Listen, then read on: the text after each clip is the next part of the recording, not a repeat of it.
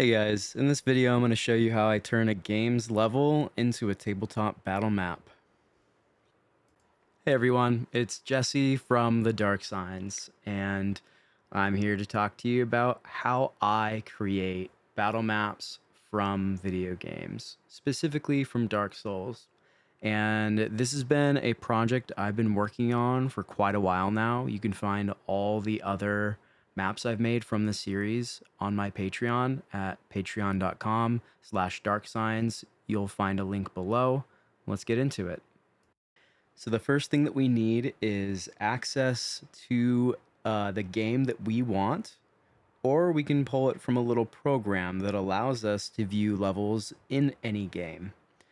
So it's pretty nice if we do have access to the second one in addition to the game, because it really allows us to look at the game from different perspectives. Let's first use this website called Noclip, a digital game museum. Not only does this give me access to a ton of other games and their levels, looking at you, my sweet, sweet silent cartographer, but it also allows me to get really into seeing the feasibility of this conversion. You see, here's the thing. I've been working on converting Dark Souls maps into tabletop game maps for the longest time now.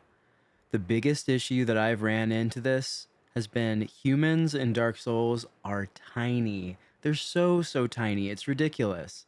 So the maps are enormous. And you combo that with how level design works in some games. Like, why is the playable area not matching the shape of the actual building? And we have to like snapshot these zones into arenas instead of dungeons because of these very strange exteriors not matching the interiors. So in this case, I had to make a decision. I had to turn Anor Londo's massive cathedral into just little arenas, because if we look at Anor Londo, making that into a dungeon seems like it'd be very fun, but it's massive. It's enormous, and the buildings just don't match what the true level layout is like. It just doesn't need the same amount of tracking as, say, Sen's Fortress, which, even though its interior doesn't fully match its exterior, the dungeon layout of that map is so bizarre and layered in so many different ways that you kind of need that sort of tracking. So let's go ahead and begin.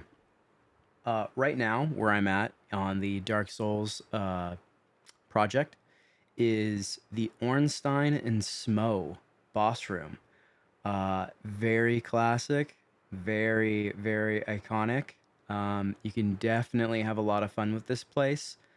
It is shaped like an arena. Nothing super interesting is going around with this one.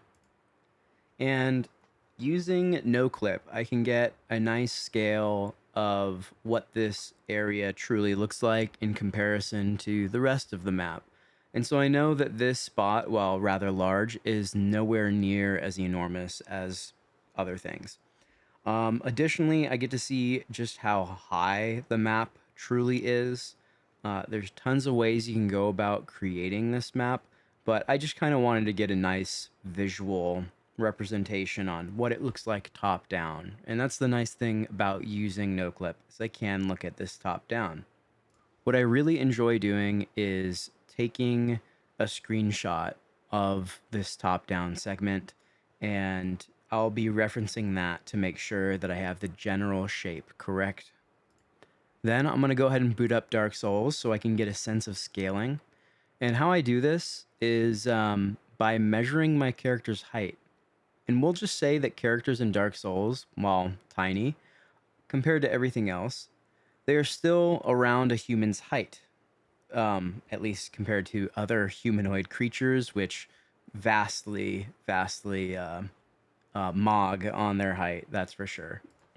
We're going to go ahead and round the character's height to about 6 feet.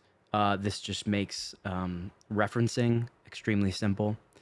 And there's a lot of different ways you could do this. You can actually screenshot what you need to see and, use a line tool and run it along the wall to see just how far that wall truly is using your character's 6 feet. Or you can just use your pinky and your thumb, or maybe a pencil, something, and then just measure it on your screen the other way. What I did though is I used my big brain, and all I did was look at the character's height, thought, hey, maybe if they laid down, they'd probably stretch about a little over 3 tile length. So I just walked along the floor, did it the hard way, and I counted every 3 tiles that my character walked over was going to be 5 feet. Looked at the positioning of the pillars in comparison to that wall, figured, hey, that's a square, and decided to square that area in its equal distance. So along the floor was 5 sections of 5 feet, which is just 5 full units of measurement on a gridded battle map. I then looked at how many pillars there were, specifically like how many windows with pillars, pillar, arches, sections. I don't know. I don't know what these things are called. I wish I was an architect. It would make map making so much more simple. I took those equal sections and I counted how many there were, and then I just duplicated 5 squares and designed it that way. Then I went ahead and took a look at the center of the map. These tiles on the floor are the same size as the tiles that are on the outside and not the inside. Man, I'm terrible with words. So, fun fact, I'm going to now educate everyone on what the anatomy of a cathedral is, because all it took was a very quick Google search, and I actually got the information I needed. Those sections that I'm referring to are called the aisles, but the center is called the nave. And that is my next point. We're looking for basic measurements so that I can decide where I want these walls to go and in increments of a 5 grid placement. My goal is to measure neatly. And what I mean by that is I need to break some rules to help assist in that neatness. Not every map will be a 1-to-1 size. And this is because these games were not designed to be on a 5x5 grid. That means a symmetrical environment, like a cathedral, I need to figure out how many windows, pillars, and floor textures would equally line up with this convention of size. This precision is adapted even for the tiles on the floor. And if I went for actual tiling, not only would it be too small, but it would suffer from the game texture design anomalies that you can see right here. And the textures don't line up with the geometry, and it shows stuff that would be cut off or is off center. And I want to clean that up. I want to make it look neat in a place that's supposed to be symmetrical and neat. And so once I get this basic blueprint down, then I can start sketching the true line work. And this bit is rather fun because it's what gives this building its character and what makes it look like nothing else. And I utilize copy and pasting the walls so that I can actually get the thickness properly through each one instead of just winging it. I also use symmetry tools to help create like the patterns and the designs, because without that, it would be very difficult to produce the elegant nature of what Anor Londo is.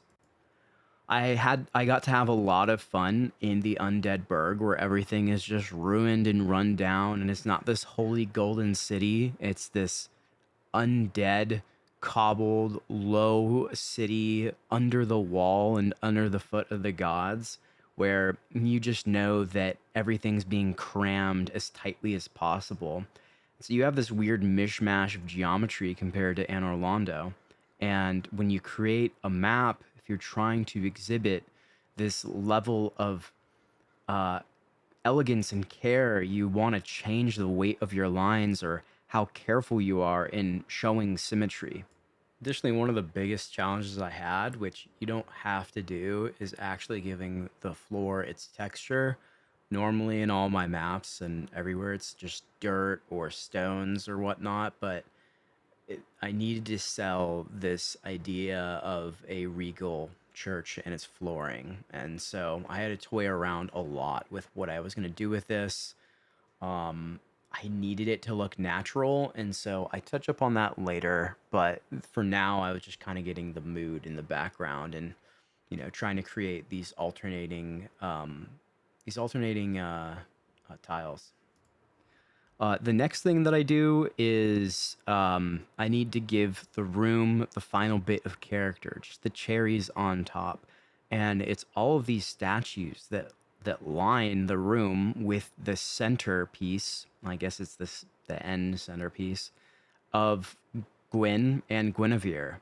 And so I did some sketching of those and then finished those up. And I think it's what makes this uh, while still it what would be recognizable without them, when you see it and then you see those statues, you know that it's Ornstein and Smo's arena. And so once you have down this basic blueprint, you can transfer this to anything that you want it to be. You can break out your gridded paper and actually start drawing just the basics, or you can get really into it and start putting the real shapes of these things down. I prefer using like an inky looking grungy brush because it just fits the style that I'm trying to look. Even though this place is immaculate, there is still this sense of yeah, slight horror that I'm trying to evoke in the dark fantasy tale. And honestly, the last thing that's left is coloring, which stumps me hard all the time. I am red green color deficient, which isn't necessarily the same as red green color blind. But when you start making reds and greens become grayish and brownish, they can blend in together for me. And I think I would highly benefit from a colorist, and maybe one day, but that is not the day. I choose the colors how I see them, and I enjoy it. I love the way that this map came out, and hope you did too. That's really all there is left. Again, thank you for watching. I really hope that you had a good time. Maybe you found out some good methods that you might want to use in approaching your own tabletop map creation from a game. You can find all the work that I've done, free as well as some paid stuff, on my Patreon at patreon.com/darksigns. All of the Dark Souls maps will always be free. I do have some original tales and creations that will be coming up soon. And thanks for sticking around. Appreciate it. Talk to you guys again another time. Lastly, I just want to thank all of my Arcane Archivists and my Dark Delvers, beginning with David Doyle, the Arcane Archivist. Next, for the Dark Delvers, we have Alexandria Guylandale, Benjamin Runyon, Daijobu, Dark Sun Rebel, Hayden Martin, James Albiston, Legendary Zero, Press Mindless, and lastly, Samuel Day. Thank you all so very much for being my patrons, and thank you to all the rest of my patrons as well.